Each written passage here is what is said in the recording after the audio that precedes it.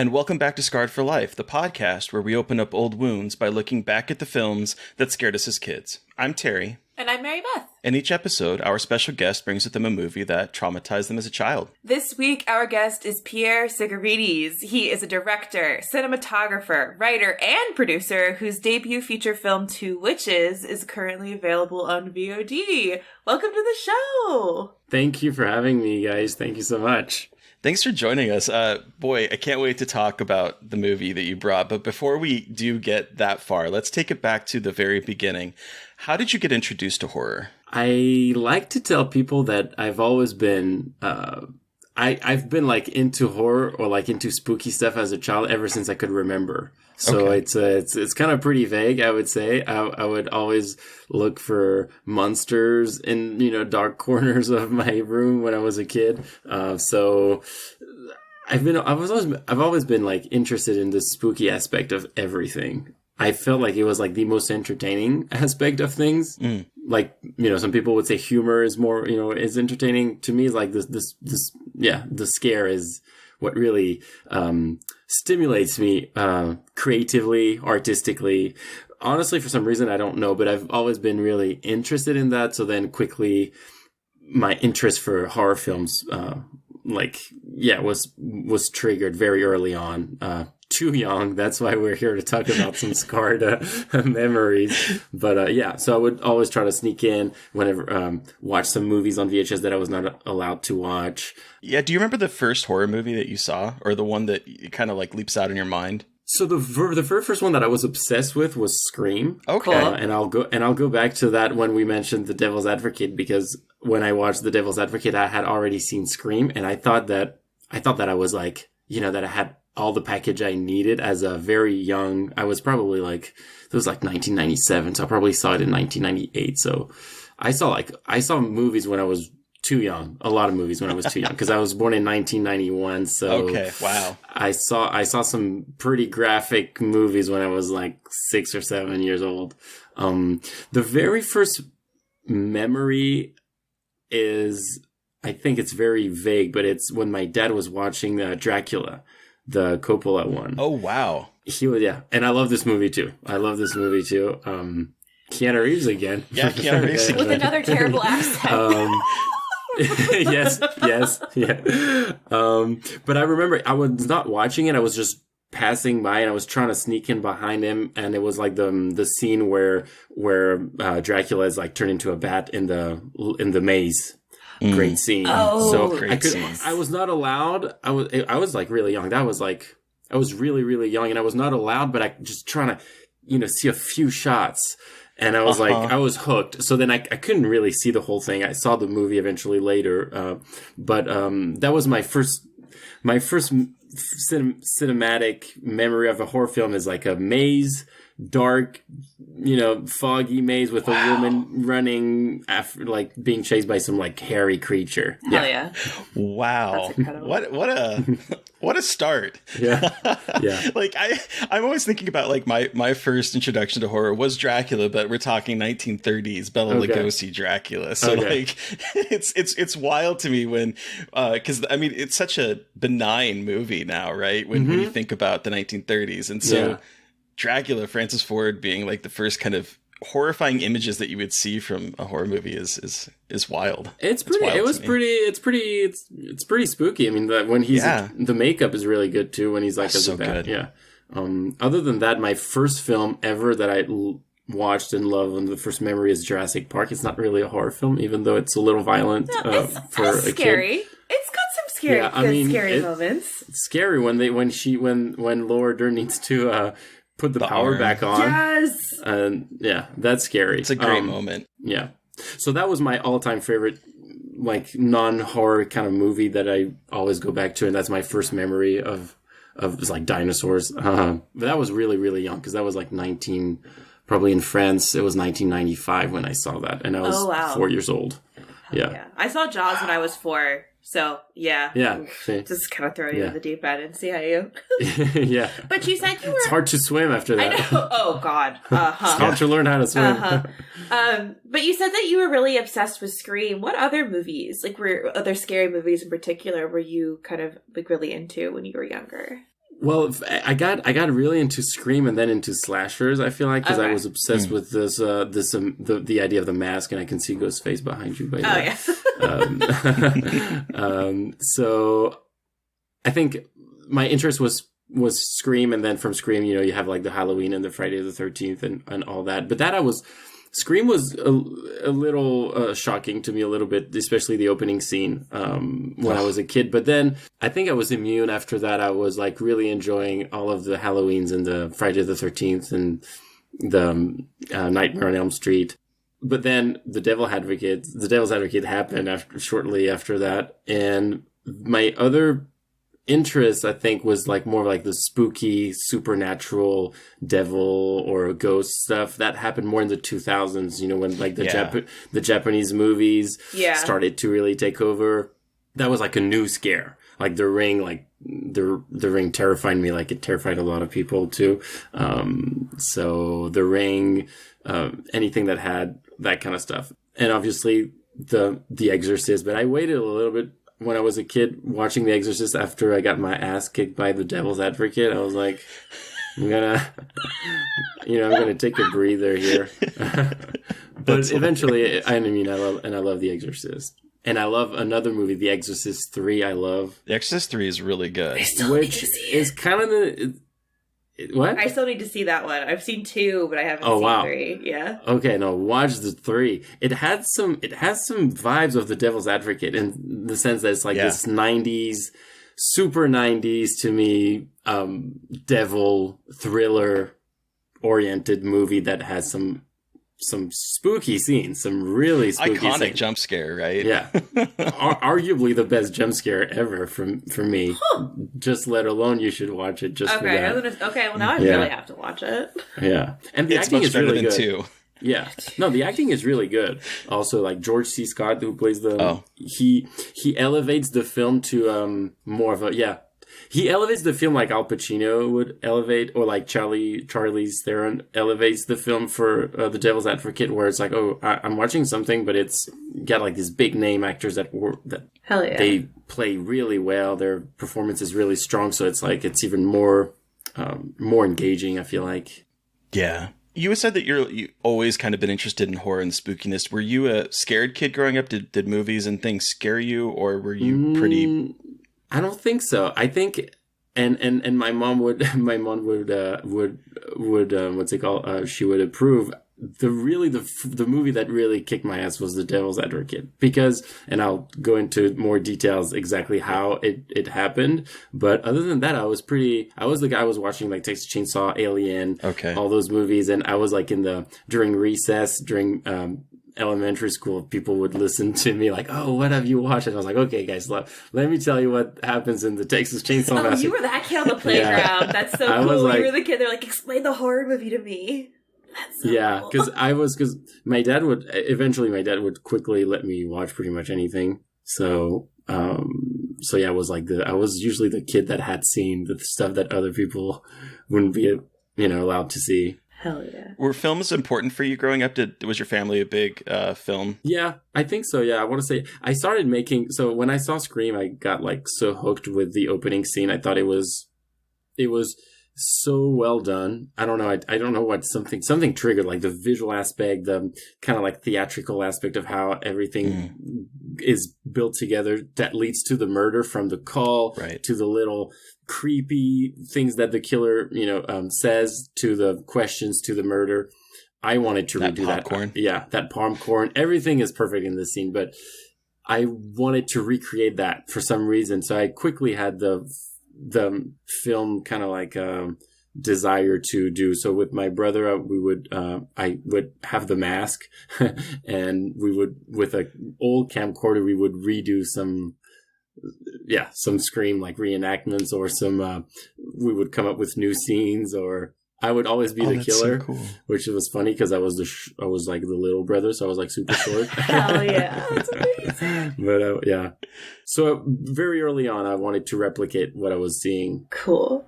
Well, and so you said you weren't really scared a lot as a kid, but are there any movies that you've seen recently that have gotten under your skin or unnerved you at all? Yes, I think I'm I'm one of these people, when I watch a horror film, I try to, first I try to be scared. So I allow myself to be scared. I try to, shut off my filmmaker brain and not look at the lighting, not look at the technical stuff. I like to put like headphones on and be in the dark. I'd like to, because I feel like, I'm not afraid. If I watch a horror film, I'm allowing myself to be scared. So yeah, I want to say that I jump. I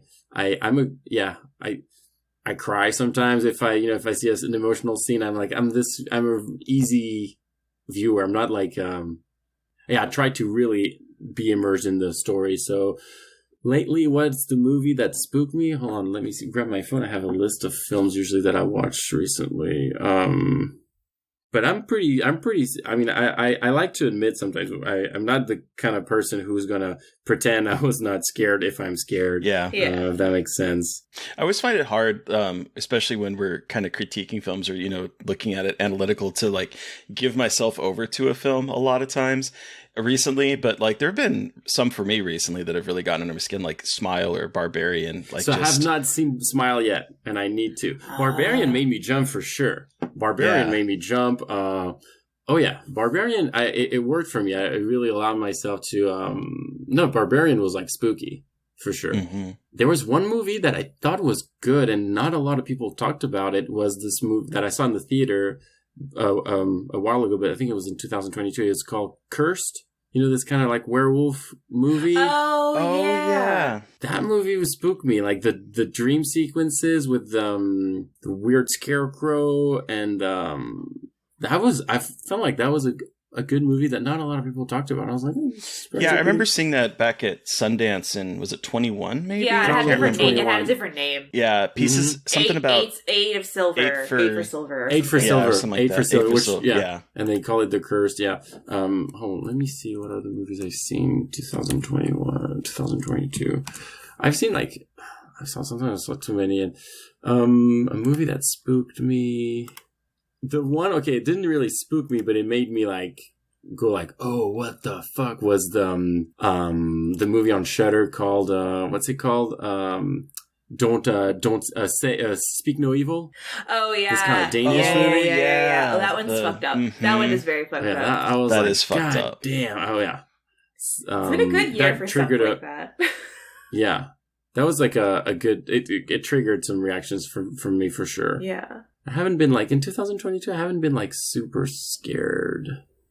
I would have to. I might, and then it's not popping here. But no worries. Yeah. But so you talked a little bit about how you got into filmmaking and you were making movies with your brother. So let's talk about Two Witches. Can you tell our listeners a little bit about what the movie is? Yes. So Two Witches is a movie about two witches, but it's kind of like my love letter to all the movies I wanted to see when I was a kid. It's kind of like it's a spooky movie about witches, basically. It's a movie about witchcraft, about this woman that leaves her her dark witch inheritance to her granddaughter.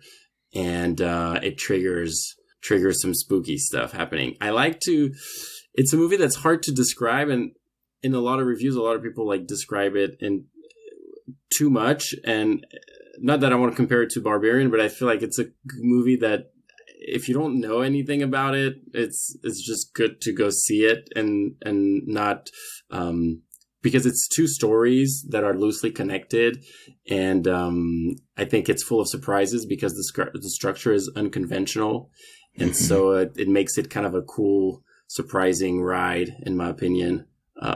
So it's better to, I would just say it's a bit of Drag Me to Hell. It's a bit of Rosemary's Baby. It's a bit of The Witch, maybe. It's got a little bit of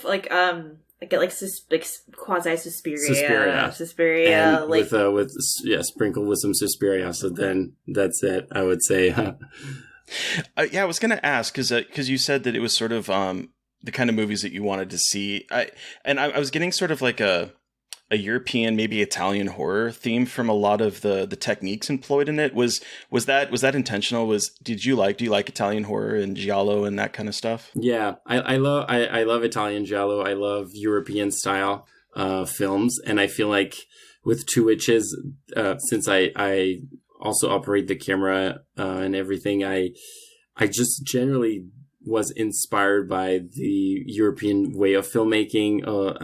I would say from French films, Italian films, films where there's a lot of we're not afraid to zoom, we're not afraid to use all those kind of I don't know if you would say tacky way of filmmaking, or in the editing, the way, you're in Europe, we can edit.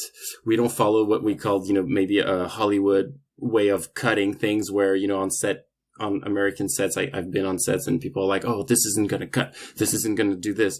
We need to be so precise with the camera coverage that needs to be like the Hollywood, when you see a Spielberg movie, when you see I don't know, and I feel like in America, a lot of filmmakers think like that, and they always very worried about, is that going to even cut?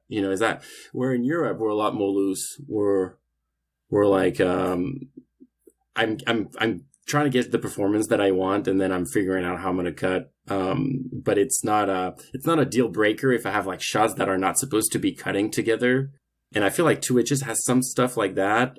Same with like some zooms where people will be like, oh, you can't zoom now. You've zoomed like 2 shots ago, or the last shot was already a zoom, or you've been zooming for like 10 shots in a row. I'm like, I don't care. I'm going to zoom again. I'm going to zoom in. I don't know. It's more free, and it's also less money. Like usually there's not as much money in these old European films. So camera movement wise, you have to be more creative with what you can do with the lens instead of you not having a dolly, not having a Steadicam.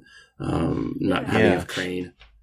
So you were talking about the kind of European style of editing, and I just started immediately thinking about like Don't Look Now, which we had rewatched recently, and that's what was kind of. Is it?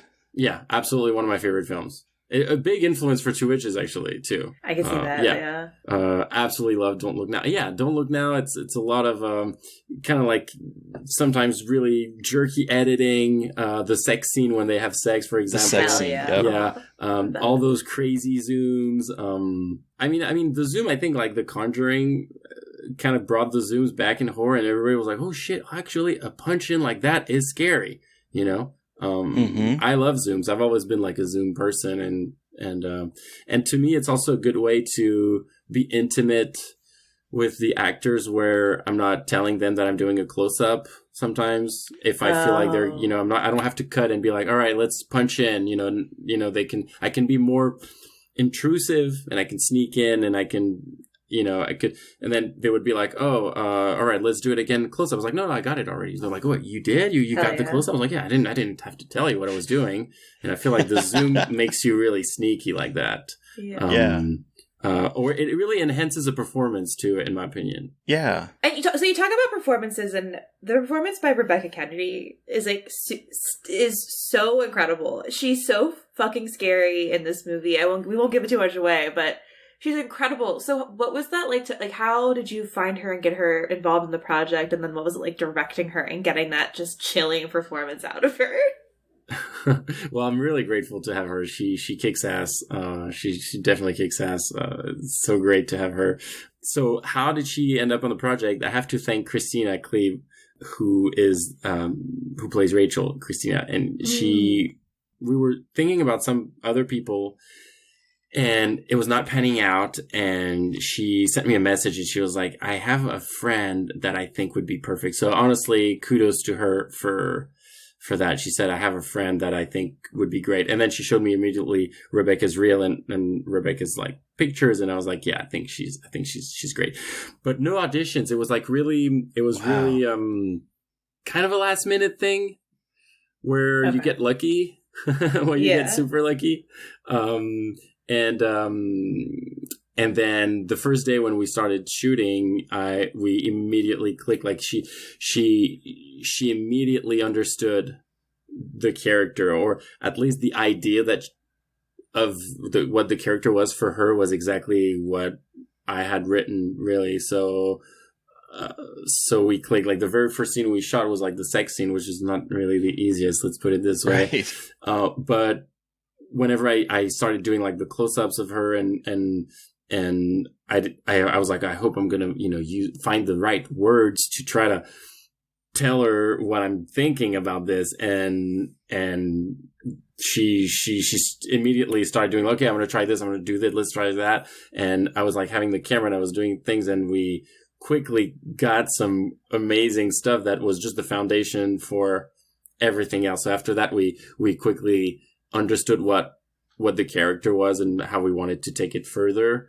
And from that, it was a really nice, easy, I want to say it was an easy process. It was not a lot of, we did some, brainstorming, but it was very as I'm making the shots, very interactive with the camera, with how it looked on camera. And like I said, she was really prepared. She whenever she would already have an idea of what her character would be in each scene without even me telling her. So, for example, the scene where she knocks on the door for Christmas with Danielle Kennedy, like she already had like and then I tweaked things to make it creepy here or creepier here or there. But she would always have like an idea of what would be the general energy that she would bring. And after that, we would take it further. I mean, I love like cringy stuff, things that really make you uncomfortable. I love that stuff. So I would just be like, okay, how can you make me cringe even more? And we would just push it further. Same for the apple thing. We were like, oh, why don't you just stuff that apple? Don't eat it. First she was like supposed to eat it. And then I was like, no, you're not eating that thing. You're, hell yeah. But yeah. And so it as it grew, I mean, as it went on, the character became, I think I'm really happy with how it turned out. I feel like the character became more and more, I would say charismatic in a way. Yeah. She's incredibly watchable. Yeah. She hooks people's like attention, and we were like kind of dancing, like we wanted to always make contrast between what she looks like, the way she can be very harmless, and the contrast with her faces, the contrast with her actions, the contrast with what she says, with like the words she uses that, you're like, what the hell? Yeah. Right. Did that come out of this little person? Yeah. So it was all about contrast, like surprising. So I hope this isn't a spoiler, but the movie ends with a to be continued. Yes. Is it gonna be continued? Yes. Yeah. I wrote the sequel. Is it called Three Witches? Yeah. I'm just kidding. That's the question, the $1 million question. I'll let you know. But no, I wrote the script. Obviously, I don't want to give out anything, but you would expect that Masha, Rebecca Kennedy's character, is still in the movie, and I'm pretty happy with what I wrote. That if I can tease, I could say it's better. I can say that it's crazier, it's scarier. I think it's much better. So Hell yeah. Oh, I'm very excited because I watched this on Halloween. This is like my Halloween movie, and I was like so much more creeped out than I had expected to be, and it was just like way more shocking too. And it's just really, it's incredible. So I'm excited. Well, thank you so much. Thank you so much. I'm glad you watched it on Halloween, because going back, to what you were saying, like, how did Two Witches came to be? One of the things also that I'd be like, I want to make a movie that I would love to see as a kid, but I want to see a movie that I would love to see on Halloween. Very visual, very Halloweeny, very atmospheric, very spooky season type of vibe. Yes, it was a great movie to watch on Halloween. But Pierre, we have talked about Two Witches and your horror history, but what movie did you bring with you today for us to discuss? I brought The Devil's Advocate. Oh my god. By Taylor Hackford. I don't even know his name. Hackford, I believe. Hackford. Yeah. Taylor Hackford with Al Pacino. I don't know if you've heard of this actor. Little known guy, very indie. Very indie. So, in The Devil's Advocate, an exceptionally adept Florida lawyer is offered a job at a high-end New York City law firm with a high-end boss. It's the biggest opportunity of his career to date. It's a very basic synopsis from IMDb. Yeah. Yeah. Okay, so take us back to the beginning. I have to know what your thoughts were watching this for the first time, because this has a lot. There's a lot in this movie. So take us back to when you first saw this. How did you see it? Give us your horror story. Yes, I will. It's a 2-hour long movie, so there's a lot of things to say. It sure is. I have a whole story of why this movie scarred me, and as a horror guy, it's usually very unexpected. People don't, are very surprised when they say that this is the movie that scared me arguably the most, because people will be like, what? The movie with Keanu Reeves? Yes, this movie. So, like I said, I had seen Scream. I had seen a lot of movies. I was like into my, movie horror obsession as like a 7-year-old or something like that. And it was this Saturday night. Okay. And we had, with my family, we had spent like the whole day in Paris doing like shopping and blah, blah, blah. And at the end of this day, we were going to have McDonald's, which was like a big thing because, I would have McDonald's, maybe once a month or once every 2 months. So we would have McDonald's and we would go to like the French equivalent of Blockbuster and we would rent a movie. So I had seen the trailer of this movie, and in the trailer, in France, at least, I don't know, there was like a lot of nudity, and there's a lot of nudity in the movie. So there was like a lot of nudity, a lot of, like fire, and there was like a little bit of blood. Anyways, I was like I had seen the trailer and I was like obsessed. I was like, oh, I want to see The Devil's Advocate. It's got like the devil in the title. It's got like some naked women. I was like 7 years old. Yep. I was like, and my brother and everybody was like, yeah, let's watch that. So my mom was like, oh, I don't know if you should watch this, but you've seen Scream.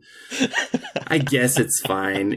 I guess it's fine. So perfect night. I was like so excited. We were having like McDonald's, eating this, and the movie was a little shocking to me at first, like the sexual, but I was confused. As a kid, you're like confused between you're a little shocked, but you're also extremely excited. Yes.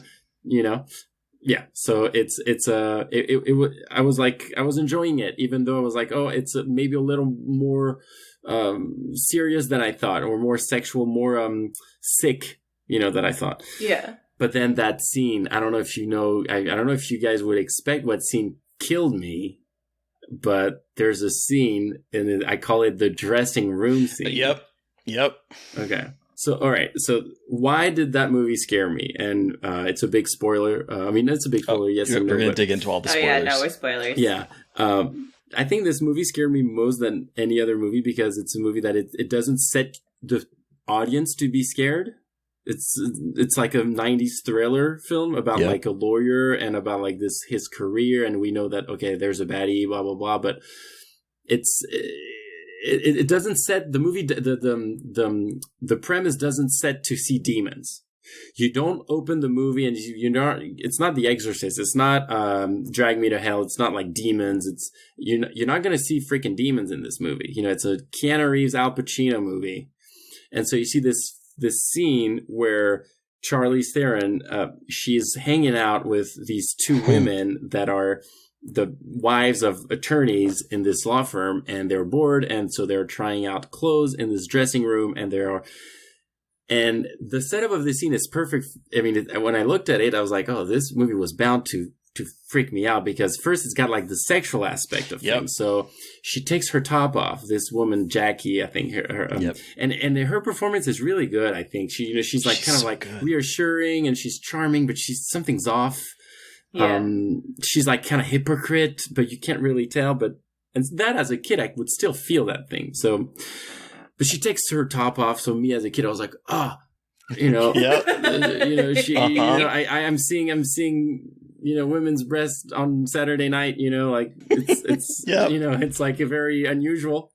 So it put me into one kind of like, it draw me to one direction and then deceived me right after when Whiplash. She says like, "Oh, touch my breast," and the other one is like a very, and that again, looking back on like Two Witches, I got influenced by all those like really kind of awkward moments where she's like, "No, feel my boob," and she's like, "No, I don't want to touch it." Okay, all right, I'll touch it, and so it's like very sexual, and then she looks, and then she's about to put her top on, and right before she does, she gives her like a little glimpse. A little look at Charlize, and then her face like kind of morphs. Mm-hmm. Her face morphs into that terrifying demon face. And I think the last thing that terrified me the most is that this is 1990, right? So, I mean, we're in the 90s. If I watch a horror film, I'm going to see scary makeup. I'm going to see a cut with like blood, with like a, like a prosthetic. And this was a digital. Mm-hmm. And I know out there's a lot of people that love, like practical effects, and I'm the first one to say that too. But that digital effect, it's really good. Yeah, it's really good for that time. 1987. I don't know who did that. It looks good today. It looks good today, and the fact that there's no cut and that you don't expect that, and with that effective kind of like jump scare sound. I remember I was eating and then I turned white, and then my mom turned and she was like, "Are you okay?" And I was like, I stood up. I was like, "I have to go," and I left. Oh no! Yeah, it terrified me. It's like, and I had like this her face in my. I remember that demon face, like so clear. I would close my eyes, I would see it. I would go in the dark, I would see it. Yeah, and my mom felt bad. She was like, "Oh shit! I think he got really scared." And it was funny because everybody else was like, fine. They were like, "Oh, okay, that's a demon. She's a demon." They were more scared by Scream, by some like guy with a with a mask chasing people. But me, I was like so surprised because I got from like sexually excited to like kind of like awkward, and then to like super scared. Too many confusing emotions, Well, I was wondering if that was like one of them, because I can't, as I was rewatching this, I was like, I can't imagine. I didn't know how old you were when you saw it, but I was like, if you were a kid seeing this movie, I can't imagine that sort of like whiplash of that sequence, because I mean, then the hands like moving on her like body, and their hands touch her breast from the inside, they squeeze. And it's like so shocking and intrusive, and it's like so perverted. And I feel like that's one of the things. Is like this movie is extremely perverted. Oh, it's horny. It is a horny movie. It's movie horny, is and it's so horny. Yeah, Al Pacino is so really hot sick. in this movie. He really is. So you left though. Did you end up coming back or? I ended up coming back, and ended up being freaked out by some other scene. So the demon faces after, I was fine-ish. But then the other scene that freaked me out was the scene where, again, Charlize, she wakes up and she hears like some like quick footsteps in the apartment, like she's alone. And then she hears like some baby cries, and she gets her knife and she's scared. This is scary. Like she turns around and then they put like really, really loud like Foley effects of like something dropping in the bathroom or something, like a chair moving, and it's really freaky. I think it was really effective. And eventually she sees this little boy in this room, and she's like, "Oh, what are you playing with, little kid?" And then the little toddler turns around and it's like this kind of like super gory uterus or something. I didn't even know what it was, but then she immediately looks at her belly, and then she's bleeding, and then she wakes up and she screams, "They took my ovaries! They took my ovaries!" It's really freaky. So, okay, I'm glad you brought that scene up, because this is a scene that I thought I had made up in my head and have realized that I did not actually make it up in my head, because I had never seen this movie all the way through, but I had only seen that moment. And I think it was on TV, or someone in my house was watching it, and I walked by and saw this exact moment. And for years, I thought that I was making it up, that it wasn't real. And then I realized, holy shit, this is Devil's Advocate. And I thought it was going to be way scarier than I loved it. But that part is so scary, and like, it haunted my head. I had no idea what it was from. I had no idea what the baby was playing with. And like, in my head, I didn't, because I think I saw it when I was like super little. I conflated the apartment where I grew up with my parents with that scene, so I thought it was in my apartment. And obviously I did not, and when I say apartment, I mean tiny 2-bedroom, not the giant apartment in this movie, which is funny, but it's just so funny watching this movie and thinking, this is the scene that has haunted me for fucking decades, and I finally know where it's from. A campy-ass movie about Al Pacino as a devil lawyer in New York City. But I also didn't realize this is like this is a Rosemary's Baby-esque situation. Like, even, like, they move into the apartment building with these guys, and it is incredibly Rosemary's Baby without the baby actually happening, but them preventing her from having a baby. And that was kind of cool. I didn't expect that from this movie. I think that's the best quality of this movie, is that you don't expect some of the horrific scenes. I didn't expect anything in this fucking movie, to be perfectly honest with you. Like, we started off this movie with a fucking, like, just, we are thrown into a child molestation case and I'm just like, oh, okay, like, this is where we're going. Like, no, like, just Heather Matarazzo as a young girl on the stand talking about her math teacher groping her. And I was like, oh, okay, I guess that's just what we're doing. And we just jump right in to this movie. Yeah.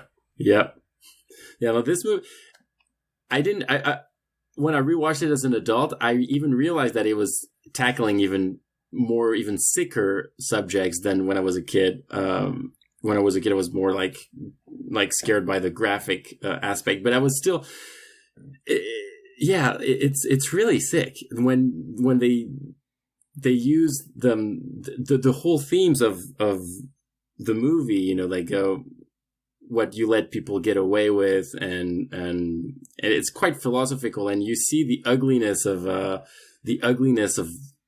the evil of men, of like what humans do. It's actually pretty smart movie, even though it's not really subtle. Like, you know, the opening scene, when you look at it now, I mean, in court, it would not be like that. Probably not be as on the nose, you know. But yet, it's still effective. It is very effective. It still does the job. I was thinking as I was rewatching this, like, I don't think this is how court really happens. But, like, no. Because, like, he is very quick to get, like, everything just thrown off. Like, things happen super quick in this movie in terms of, like, here's the problem, here's, like, a complication, now the problem's solved, we're moving on. And I'm like, this definitely takes, like, a very quick look at, like, the lawyer process, but it's still effective. It's still really effective. I mean, it's still it serves the story, and the story still moves forward really well, in my opinion. If you're an attorney, you watch this movie, you probably laugh like, all right, whatever. It might ask yourself some uncomfortable questions yet. But this movie made me realize how much I love courtroom dramas. Like, I love a courtroom drama. Like, I just think it's extremely entertaining. They're so entertaining, especially when it's like Keanu Reeves with a horrible Southern accent, like yelling at people, like yelling at like an 8-year-old. Like, it's just incredible. It's incredible. And it's just so funny watching that. And I always, even if it's not a campy, like, I love the drama of it all and, like, things coming together. The theatrical nature of it. It is so good. It is like theater. It's like watching a play. It's so It is like theater. Absolutely. And like you said, this movie is really campy. A little bit like Two Witches is campy, but then there's some scenes that are, like, not campy at all. And then it's like kind of like this roller coaster, or this movie is kind of a roller coaster, you know. It's got like a lot of different emotions, different stuff. And I want to say one thing that I didn't really quite get that I got recently is when, at the very beginning, when the reporter says, you got to give me a quote, maybe it's your time to lose. And then he goes, like, he does this really 90s, I feel like really 90s thing. Like, he goes like, you know, and it's like so over the top. And then Keanu Reeves does it like, he goes like 10 times. I'm gonna up your ante and just like make my whole mouth go. It's kind of hilarious. It is. But then what does he do after that? He puts water on his face and he looks at himself in the mirror, and then he starts to make a really weird grin. Yes, like a very Keanu Reeves weird grin. Exactly. And I was like, because in Two Witches, there's a lot of that. There's a lot of like this kind of like ugly facial expression that I'm kind of very always like interested in, and he does it there, and I was like, oh, that's something that I didn't really quite remember, but maybe subconsciously I remembered. And then he's about to defend the pedophile, where like he shows ugliness, and I feel like that was like a really subtle or cool way to show it, because that smile, if you pause it, he looks fucking horrible. Oh, it's horrifying. Yeah. Yeah. And it really plays into like the idea of vanity, which, you know, is a thing that Al Pacino's Satan talks about as his favorite sin, because in that moment, that reporter is just like, oh, you know, he's playing into that vanity moment, like, oh, it's your time to lose, he making it personal. Mm-hmm. And he doubles down on it. Exactly. And he doubles down. He's like, all right, because I don't want to lose, because he made it personal, I'm going to defend this pedophile that he knows is a pedophile. So there's some subtle stuff in this movie. There's actually a lot more subtle stuff than I thought. Another thing that I thought was cool was when he's defending the Philip Moyes guy, the guy from like the Caribbeans, you know, that gutted like or slit the throat of a goat. Of the goat. Mm-hmm. And he's basically like a sorcerer. He's like, he does like evil witchcraft, this guy, but they turn it into he's, you know, practicing his religion, but he's like just a warlock or something. And by the way, played by Delroy, what's his name? Delroy Lindo, that I love, this actor. Oh, yes. Yeah, that's him. He's not credited in it. Yeah, for some reason, I don't know. Oh, really? Huh. But he's really good. And he's sitting there in the courtroom, and when Keanu Reeves is proving like his case and he's like winning the case, and the DA, the other guy, is like, he looks at the Moyes guy, the Delroy, and they stare at each other. I mean, Moyes stares at him, and then the guy starts coughing. Mm-hmm. And he stops coughing, and the whole scene he's coughing, and then the judge is like, "All right, Murdo, like stop." And then you cut to Moyes' face, like looking like, you know, and you see it's just like this subtle kind of witchcraft. Well, and it's funny too, because it's always like they talk about how like, how could he pay? And like, we help people like this. And it's like that very kind of subtle connection of the devil with other people in the world and that kind of thing too. It is funny how this movie does kind of try to play a little bit in subtlety, and then at the end is just like an all out like camp exposition dump.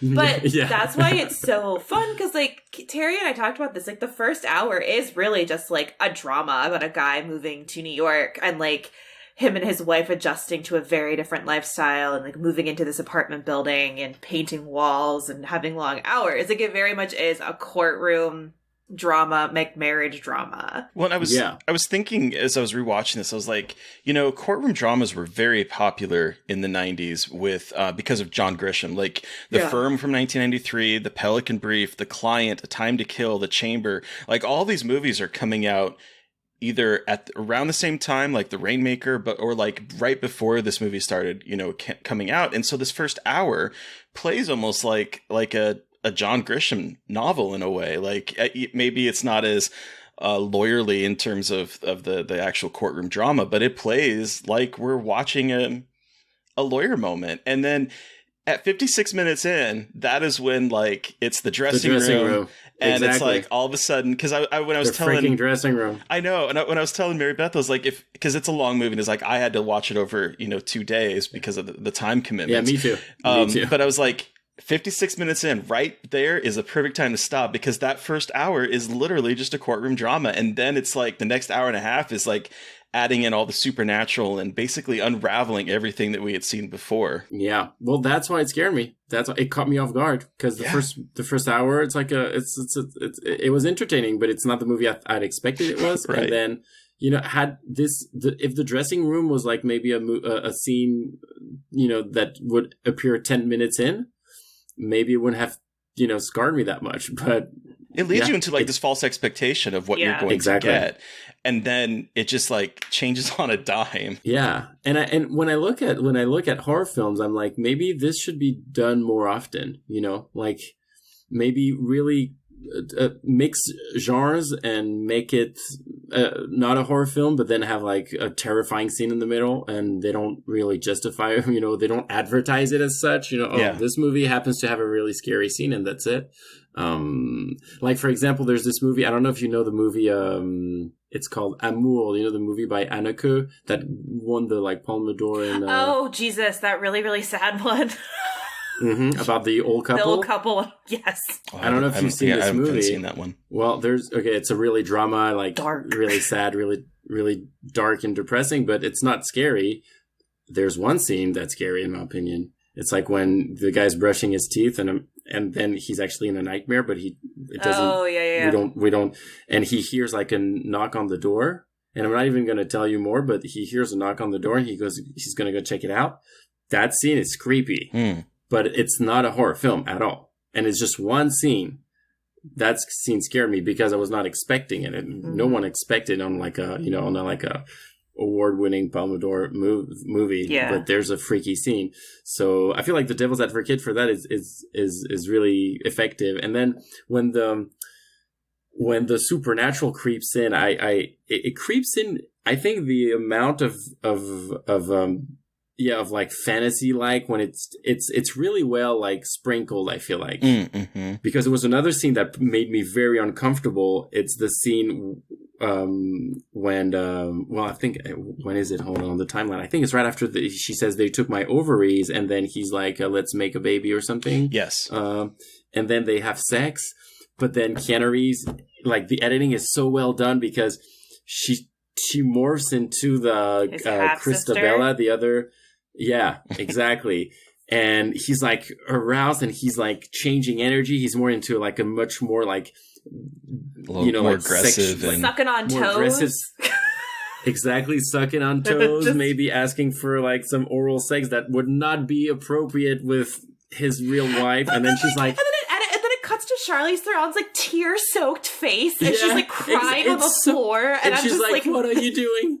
You're not here." She's like sobbing. It's just so fucking. It's like fucked up and sad, and it's even worse when you find out at the end that is in fact his half sister, and it's like, oh, it's even worse. It's so gross. No, it's really. As a kid, that scene also. It again, I was like, what am I supposed to? I was confused. It was like, what am I supposed to be? You're like, wait, I'm young, and I know there's something hot about this, but also really upsetting.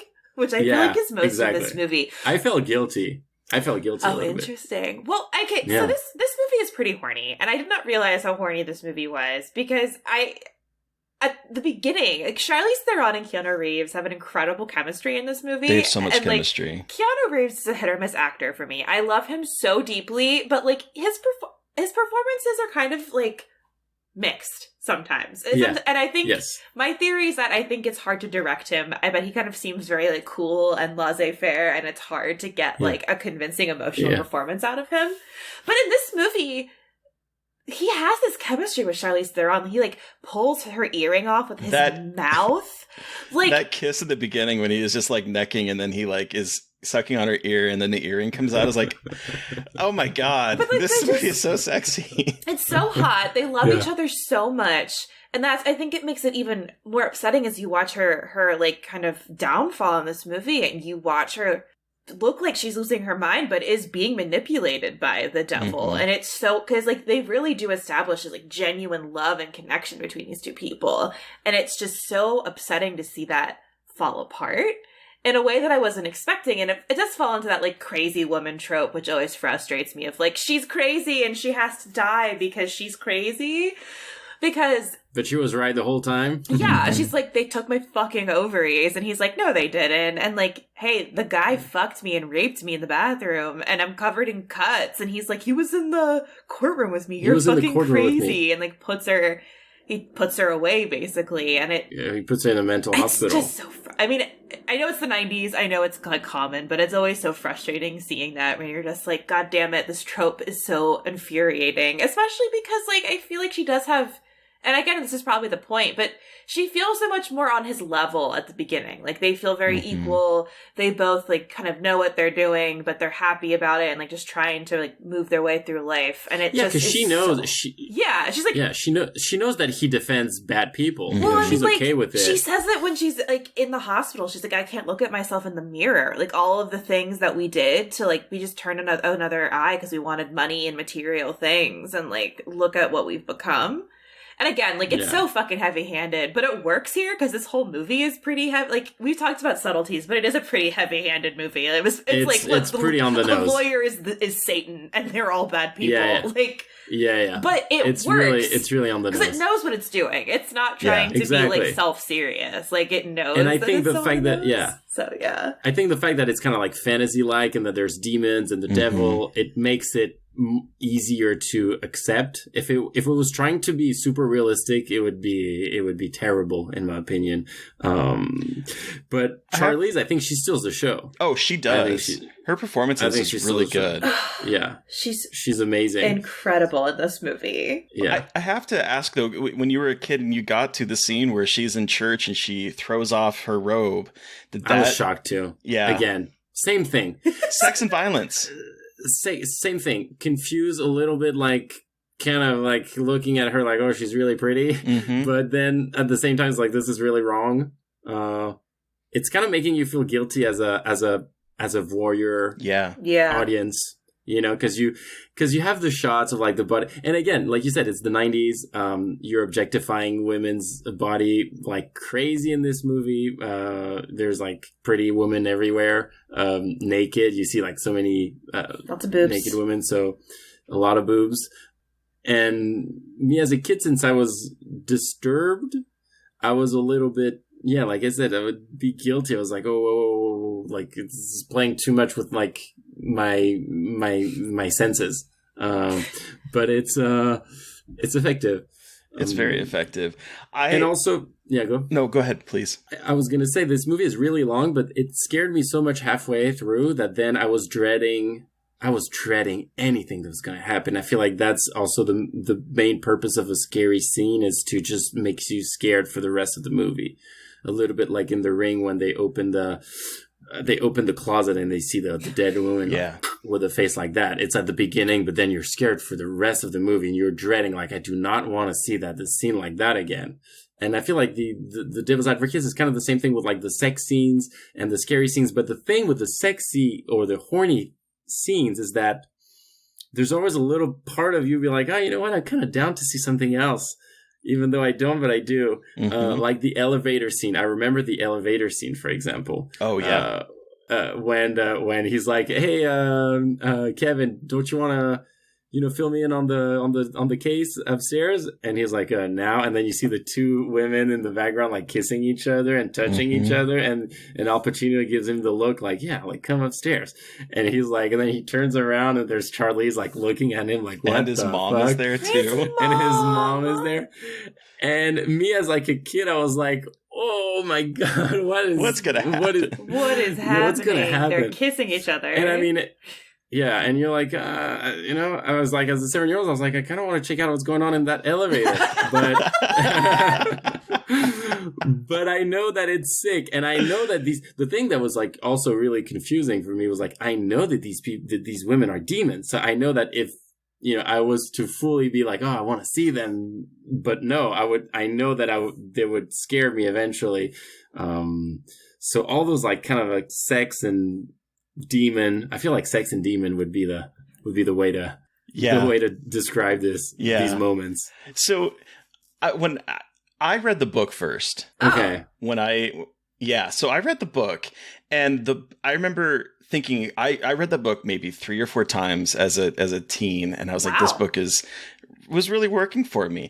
And I hadn't seen Rosemary's Baby at the time, and so like this was all a new kind of thing, and this idea of the way the movie the way the book unfolds, which is a little different than the movie. In the book, he is not Satan's son. From what I remember, that's not in the book at all. That was something that was added to the movie. That's kind of better though. Yeah. Because I feel like the fact that he's the son, you're like, whatever. And I don't remember exactly how it ends, but I don't think the Antichrist aspect or the half sister or any of that, I don't think that was in it at all. That was all addition to the movie. But I remember reading the book and really digging it. And then the movie came out, and my dad had read the book, because that's how I got the book. It was my dad's book, and then I had picked it up and I had read it, and I was like, oh, this is really good, and it's very sexy. And so I was like rereading it. And then the movie came out on VHS, and my parents rented it, but they wouldn't let me see it. And I remember when they went to bed, I snuck the movie and I went into my room and I had my TV on very low and I watched it because I was like, I got to see what they're doing with this movie. And I would have been, it came out in 97. It was probably on VHS, either 97 or 98. So I would have been 16 or 17. So this was like sexy, all that kind of stuff was like hitting me. And yes, I'm secretly gay at this time. I wasn't out of the closet, but I was like, this is all titillating in ways that I was not expecting, because it is a very horny movie. Yeah. And I was like, you get to see Keanu Reeves' butt. And I was like, this is really working for me, because I think he's an incredibly attractive human being. And he looks great. And I think even if his acting sometimes, I mean, I like his acting regardless, because I think like he has like this kind of likable on the screen thing. There's so much charisma. Yeah. I look at him, I forgive. You know, like I'm always like up for a good Keanu Reeves movie. Yeah. Oh, me too. It's just funny. Absolutely. Thinking, like we talked about Bram Stoker's Dracula, like love him, but his accent in that movie is not great. But it's okay. We forgive it because it's Keanu. and me, you know, I'm French, and when I was a kid, I watched it in like French version dubbed. So that for me, like that's okay. I was like not. Sense. Yeah. I mean, now I can figure out accents. I can be like, "Oh, this is terrible." But back in the day, you were like, "Fuck it, I don't care." Yeah. What was I going to bring up? There was something I wanted to mention. I can bring up a lot of other things about this movie. Yes, I feel like. Please go. I like the fact that. Well, first, I like the fact that they bring Donald Trump in the. That's right. Oh my god, I know. They're like, oh, Donald Trump was supposed to be at this party, and looking back now, I'm like, this is so smart. I was like, yes, Donald Trump would be at a party like that. You know what I mean? Oh yeah, he sure as fuck would. You know, and I feel like this movie in the themes, it didn't age at all. I mean. Okay, maybe it did a little bit, but it's still tackling some stuff that are so true to nowadays, like vanity, like people, you know, they can cause evil just for the sake of like self-love or what they want for themselves. The power of money, the power of the law. If you have money, you have the law on your side. And like I said, the fact that they mentioned Donald Trump is kind of like funny, and it's so... It's like as if it foreshadowed so much, you know? So, you know, it's like, it's a movie that was so relevant nowadays. It's like, unfortunately, very timeless in a way, especially like flashing forward. It's very timeless. And like, because I flashing mean, forward. It feels very 90s, but at the same time, very relevant. Because it's like, we still have these issues with corruption and the way people are treated and the way we think about lawyers and men getting off from crimes that they committed because they're wealthy. Like, it's unfortunately a timeless movie, which is frustrating to see, because it's like, again, we all know it's hitting us pretty heavily with like lawyers are evil, but like it's true. It's just it's true. And I mean, like, it is just it's incredibly frustrating. Yeah, I thought that was kind of funny to see that, and to see that. Then they say, like, because I like the fact that they tackle the law, like, as, like, a way... To me, it's, like, more like, okay, the law or the institutions, like, the law is a way for evil to sneak in and use it. Well, Al Pacino even says, like, the law is our way into absolutely everything. When he says, like, why lawyers? He's like, law gets you into every aspect of the world. And, like, that's the best way to infiltrate your way into things. And, like... be a part of all of the goings-ons in the world. Yeah, which I think is interesting. And at the end, it's going to be the new vanity kind of like way for evil to sneak in will be the press, which I think is either the law or the press. It's still relevant nowadays. Or it's still like kind of It's still like interesting. I don't know how they would picture evil in the press, but. you know, like... Would be an interesting version of this movie. Yeah, exactly. It would be an interesting version of this movie. But that's the face camera when he breaks the wall at the end. Also. Yes. The moments... Okay, we got to talk about Al Pacino. I was going to say, we got to talk about Al Pacino, man. We're talking about Al Pacino. Before we do, though, there is one thing that I found out when I was looking into this movie. At one point, Joel Schumacher was supposed to direct it. Okay. And I'm like... Can you imagine? Because this movie already has like gothic undertones, particularly when we get to like his Al Pacino's is like mansion and the way it's like brutalism meets like gothicness and like modernism, but also brings back to mind like Hammer horror in some ways. And I'm like, can you imagine if this was like directed by Joel Schumacher, who's like the king of excess? Oh my god! In the 1990s, like that would have been so much more colorful. She would have had to break green walls in her apartment. Yeah. She would have stuck with it. Yeah. It would have been even more heavy-handed, maybe. Oh, yeah. The visual, it would have been very heavy-handed with the visual language. Absolutely. Visuals, yeah. And Brad Pitt was supposed to be Keanu Reeves' character. Okay. The original. I could see Brad Pitt doing that. Yeah. I could see him do that. Okay. Not bad. But I like maybe the more, because the style, I think it's kind of more generic, or it's not as stylistic.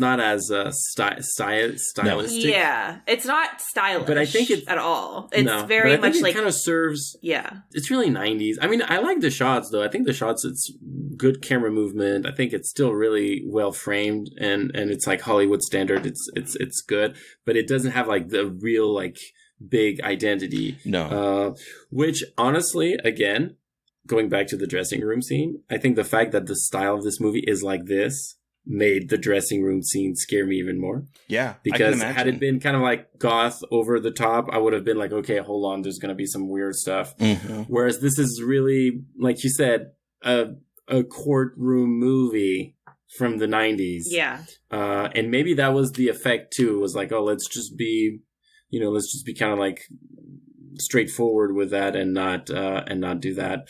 I know also that Al Pacino didn't want to be the devil. He didn't. No. Yeah. They took him a couple attempts to get him. Oh, really? On board. Mm-hmm. Which it's hard for me to understand because I think he does such a good job. I think he's such a devilly guy. Yeah. And, the way he's so fucking good in this movie. And this is his best role incredible. Of all time. Honestly, he's like, he electrifies me whenever he's on screen. I think that's also one of the reasons why I kept watching the movie. It's because I knew he was up to no good in every scene, but I would still. He's so mischievous in this. The way he looks, he has this wry sensibility to him where he knows where things are going. He knows what's happening, and he's very playful with it. Like the way his eyes will tinkle or the way that he'll lick his lips. Like there's just this, I don't know. Yeah, he's like, yeah.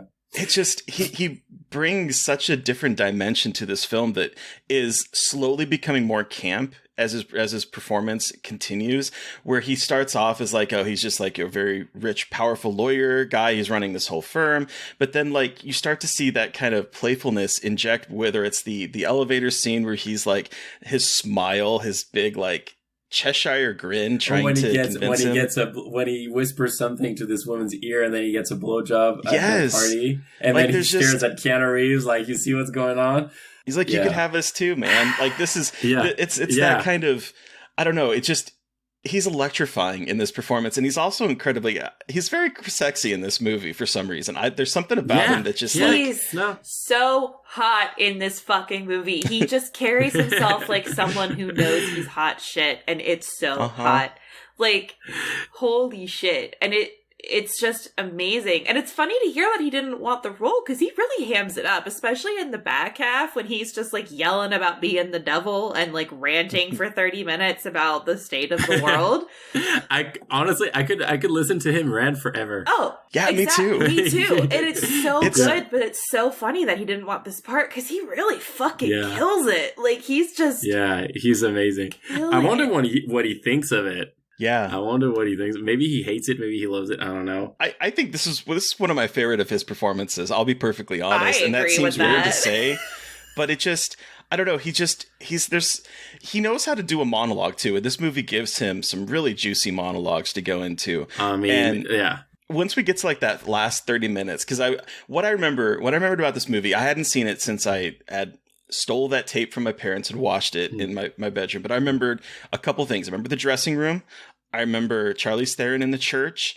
And I remember the last 30 minutes is basically like one giant monologue almost of him talking with interjections from the cast, but mostly it's the Al Pacino show at that moment. And that is exactly all I remembered from it. And so I'm getting to the end, and as I was rewatching this, like, Charlize Theron has killed herself horrible. We're getting to that last moment where streets Keanu, are empty. Yes, walking down that empty street, which is this is the officially when everything is fantasy. Yes, this is like we have completely entered hell. We're like, I think you could, and I wasn't thinking about this till after I watched it, but I think you could probably make a connection with this and like Dante's Inferno. I think that there is like a passage into hell in this movie that you could probably relate to the different circles in some way or form. But we get to that, his name is John Milton. Isn't his name John Milton? Milton. Okay. His name's John Milton. Like, like Paradise Lost. Yeah, Paradise like, Lost. It's so fucking obvious. Like Paradise Lost. It's on the nose. Yeah. Yeah, it's on the nose. At least his name isn't Lucifer. We've encountered a few movies where his name is just fucking Lucifer. Guys, in this other movie, Angel Heart, you know Angel Heart? Yes. With Mickey Rourke and De Niro. His name is Louis Cypher. That's what I was thinking of. You know, talking about... Yeah. I love this movie too, by the way. I love this movie too. But talking about like 90s on-the-nose thrillers about the devil, I love these movies. But Loose Cypher. Like, Loose, goddamn. Anyway. But yeah, I mean, Al Pacino, I want to say... some of the stuff he says in that monologue is, first, it's kind of hilarious when he says, one thing he says, love overrated. It's just like biochemically equivalent to eating large quantities of chocolate. Yes. Who comes up with that? Just fucking incredible. But, I feel like as a devil, like pleading his case, as being the devil, I think he does it better than anybody else in movie. When he says God likes to watch. Yes, that's exactly what I was going with, the idea. Let me give you a little inside information about God. God likes to watch. He's a prankster. Mm-hmm. Think about it. He gives man instincts. He gives you this extraordinary gift. And what does he do? I swear, for his own amusement, his own private cosmic gag reel, he sets the rules and oppositions. And he's like, look but don't touch but don't taste but don't swallow. And that moment when he does that laugh, he's like, because it's like a double entendre. Like, it's just, I don't know. It's so good. And the writing, I have to say that the writing for his monologues is just... it's really good. It's so good. He said, I'm a humanist. He's like, I'm closer to... And I mean... He's closer to man than God is to man, in a way. Yeah. That's what he says. He gives, the whole thing about free will. And I think when I was rewatching this movie, I was like, okay, this movie feels sometimes a little bit conservative. Like the people from the South, they love God. The people from the city are filthy. The people from the city like sex. The people from the city are taken over by the devil. So in that aspect, I was like, this look a little bit like super, and I'm not religious at all. So it looked either. a little bit conservative in that sense. With his mom in particular, his mom is like, everything that she's saying is true. Like, it definitely just believes in that. She's whole, like the church lady that is like absolutely true, but, and she speaks with that. So let's talk about the ending then, because at the end, Keanu Reeves is basically like, they're like, okay, so you have to fuck your half-sister and make the Antichrist, and that's like how we're gonna keep this shit going. But he has to do it of his own free will. And so Keanu Reeves is like making out with his naked half-sister. Fucking Al Pacino's reciting some weird Latin and like watching them about to fuck. Like, it's so like, ooh. With some statues moving. Yeah, the sculpture is like the so sculpture, good. the painting of people just like moving and kind of fucking and they're demons. And I think they're fucking too. It's kind of hot too. It's just like really, it's like very erotic and bizarre. And everyone's just watching about to fuck. And then Keanu Reeves kills himself. He's like, free will, motherfucker. Like, I'm not doing this shit, and shoots himself in the head. And then I guess he's resurrected or like given a second chance because he doesn't. That's the reading I got. Did he get a second chance because he like didn't fuck with the devil? Like, what? Because someone grows wings at some point. Because then he realized it was like some kind of a nightmare, and he's like in the bathroom defending the pedophile. Yeah, was it a dream? I thought it was like, oh, you're getting redeemed and you're getting sent back to fix. I don't. You know, maybe it's not like sliding doors, right? Yeah, it's like it feels like wait, two paths now. What is happening? I usually hate movies where at the end it's like it was a dream. I usually don't like that at all. The way I looked at that, I was like, what if it's like he's in another dimension, or it's like another version of himself? And basically, what it's trying to tell, for me, in my opinion, what it's trying to tell is like, okay, he may dodge the bullet of evil through law, like I said, but is he going to dodge that bullet through the press? Because at the end of the day, people are vain, regardless of the field, regardless of the institution.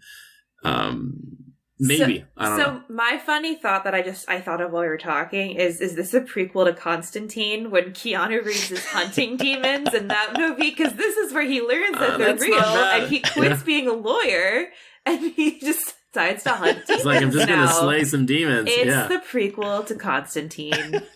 Maybe. I think we should make that canon. I think we should. Yeah. I declare it canon. I declare it that way. I love I love Constantine so much. But yeah, the ending is just like weirdly candy coated. But it's a 90s movie. Like, I get it. Like, it's a 90s movie. And it kind of fits the camp of it all, you know what I mean? Like, it makes sense that it has this, like, ridiculous ending. I didn't hate it at all. It's just funny that it's like, oh, he gets a second chance or something, and he has this big moment of being like, I will not defend the pedophile. Like, congratulations. Yeah. And I mean, and he does, yeah. He quits, you know, he could have just done a terrible cross-examination. I would have done a terrible job and then not convinced the jury. He needed to get, banned from the bar. He needed to, make it a scene. It's very campy. It's like, I see it, I was not a filmmaker in the 90s. Maybe had I been 30 years old in the 90s watching this, I would have been like, this movie is not good. I don't know. To me, I forgive a lot of things about this movie, and I only see the good things about it. But let's speaking of which, take us back. So you mentioned a couple of the scenes that scared you. By the end of the movie, did it leave you kind of traumatized, or were you able to like go to sleep easy that night, or how did it affect you by the end? Well, honestly, that night I was just seeing that face. I was just seeing that face in the dark. I remember the next morning I woke up, and then my brother was rewatching some of the hot scenes, like in the morning, because my older he was like older, and yeah, he was rewatching the ending when the half sister is naked and all, and he was like, this was a good movie. This is a good movie, and I don't know. I think for a long time I avoided the subject. I honestly avoided the subject of this movie. I was scared. I was really scared of of the demon face, and then I was scared of like the fact that the face can morph and look like like that. But the whole ending, when I was a kid, it didn't really. Like I said, I was traumatized, and then I was like confused. I was 7 years old, so everything about the law, everything about vanity, that was like over my head. I didn't understand any of that. I just saw the perverty. I just saw that he was like making out with his sister, and, so I think the ending was just a little bit more of disturbing sexual, but still that disturbing sexual trend. And I thought, at the time I thought that she was really pretty, the sister, and I also thought, that's my personal memory. I remember that when I watched the movie, when we introduced the half sister, I automatically thought she was, to me as a 7-year-old, more attractive than Charlize Theron, and I think in the movie they also try to make it like that, because Keanu Reeves also is like, oh shit, I'm attracted to this woman.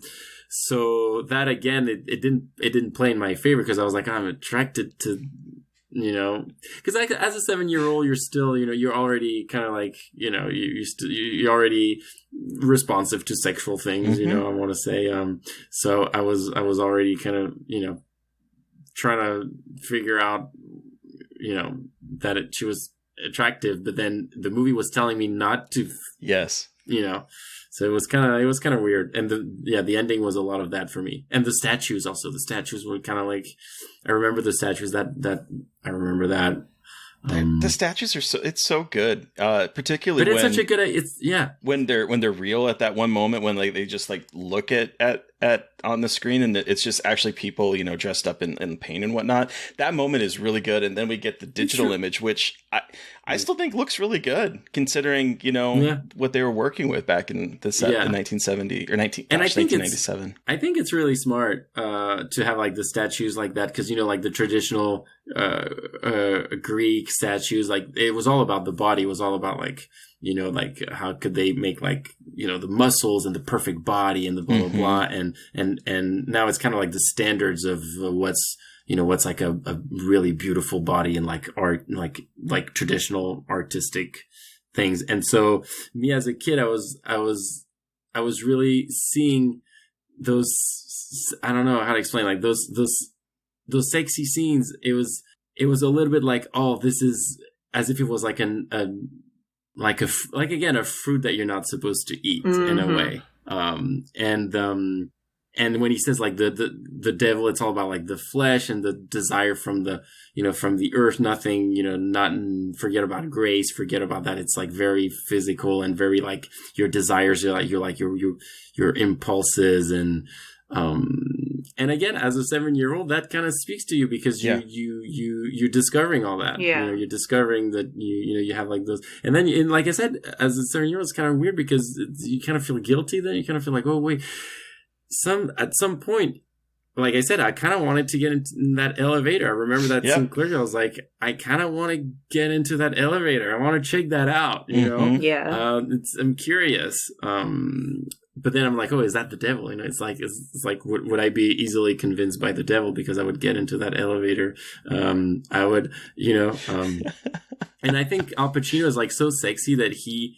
And I'm not say that as a man, but generally as someone who who wants to flirt or wants to seduce men or women, he's kind of like everything you would like to be able to do. Oh yeah. He looks at you the right way. He says the right thing. He says like, "Oh, put your hair back." He says, So you look at him as a kid that hasn't discovered what's flirting yet. I'm like, oh my god. So I kind of need to be him. Yeah. I kind of need to learn how he gets all these, Yep. all these people to love him or to sleep with him or to be obsessed with him or to, everybody lets him in. And we know he's a monster, but he's so charming. He's so charming. And at the one moment, I know, Mary Beth, this moment jumped out at you too, when he touches the holy water and like looks up at the camera. He's like, I tweeted a picture of it today because I was like, this is the best moment in cinematic history. It's just so fun. It's like the middle of this like funeral for one of the guys who got murdered by demons or some shit, and he's just like sitting in the back of it, and like Keanu Reeves runs out, and Al Pacino's just being like a little like saucy minx in the background, like looking up at the stained glass in the church and touching the holy water for fun, and he's just like, ooh. He's like, Sorry, a train just went by my apartment. But it's just, he just is hamming it up so much and has those moments where he's just like, haha, like I'm in on the joke and so are you. And that's what makes, like, takes you out of this movie in a fun way, not in a way that is like, it feels like it fits. And for such a long movie, it feels all necessary. I feel like this is a movie that needs the length. It feels like it all makes sense because it doesn't feel like it's overstaying its welcome, which I'm happy about because I'm always like, 2.5 hours. But this one, it felt justified to be 2.5 hours. I didn't feel it as much as I have with other movies of that length. But do we want to wrap up and give this our rating out of 5? Sounds good. All right, Terry. Okay, so how do we do that? Like each? Yeah, so we'll each give it. So Terry, you go first. How many Al Pacinos breaking the fourth wall out of 5? Do you give The Devil's Advocate? I was wondering before we were recording, I was like, what do I want to, what would I give this? And honestly, this movie, I think straddles the line so well between being a down-to-earth courtroom drama and also kind of the 1990s era of demonic movies, it bridges that so well that I think even though it's 2.5 hours long, it feels propulsive through the entire film. And I don't know, this movie like really just kind of tickled my funny bone watching it as an adult in a way that I was not expecting. I was not expecting this sort of like mischievous nature that this movie operates on, and it worked incredibly well for me, to the point that I mean I have to give it, I think, 4 Al Pacino breaking the fourth walls out of 5, because I had a wonderful time rewatching this, and it was like every time I would get to a part, it's like, okay, this might be kind of overstanding its welcome, then it would just flip the script on me, and then before you know it, we're at Al Pacino just hamming it up at the end and shouting about gods and demons, and I'm just like, yes, give this all to me, give this excess to me, I just love it. So I'm gonna go with 4. What about you, Mary Beth? I'm also going with 4. I was pretty committed to that 4 before we started, because I was like, this movie is so much fun. It's tonally insane. It commits to the bit. It is a fun courtroom drama that becomes this wild, crazy demon movie, and all of the performances are incredible. The chemistry with Keanu and Charlize is just like off the wall. Love a good horny 90s movie. I mean, it's just mwah, chef's kiss. I want to show it to all my friends.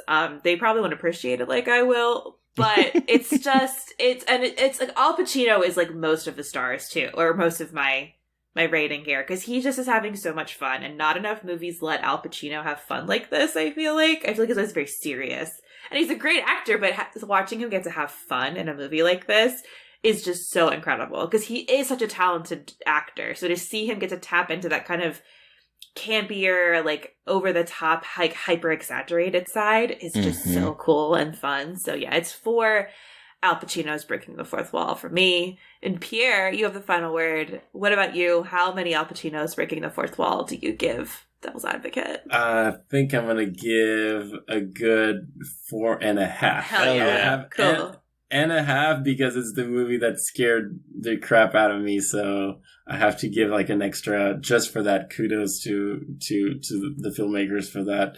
And it's a movie that I don't think it's trying to be more than what it actually is. And so I forgive, like I said, I forgive a lot. And it's the best devil. I mean, to me, it's the best devil. He's the best devil. So kudos to Al Pacino for that. Sex, campiness, scares, and, Al Pacino. I mean, what more could you want? What else do you need? And 90s plus Keanu Reeves and Charlize Theron. Which, by the way, Charlize Theron was like, I think it's like one of her breakouts role, right? Yeah. Yeah. I was looking, because I think she was like 21 when she filmed this. She still looks so baby-faced in this movie. It surprised me, because I think people from Hollywood, they saw her, they were like, okay, she's really good. She was bound to, yeah. So, I mean, yeah, like you said, Mary Beth, the performances, so yeah, 4.5. Hell awesome. Yeah. Well, thank you so much, Pierre, for joining us to talk about Two Witches and this incredible movie. Where can our listeners find you? And the floor is yours. Do you have anything you can plug or you want to talk about? Well, they can watch the movie Two Witches on Apple TV, on Amazon, and on Arrow Player. I think it's also on Google Play or something like that. If they want, they should. Check it out. And me, you can follow me on Instagram. Pierre Tsiga. That's my handle. You can follow me on Twitter with the same handle, I think. That's pretty much it. But that's cool. And we'll put all that in the show notes, listeners, so you can easily find it.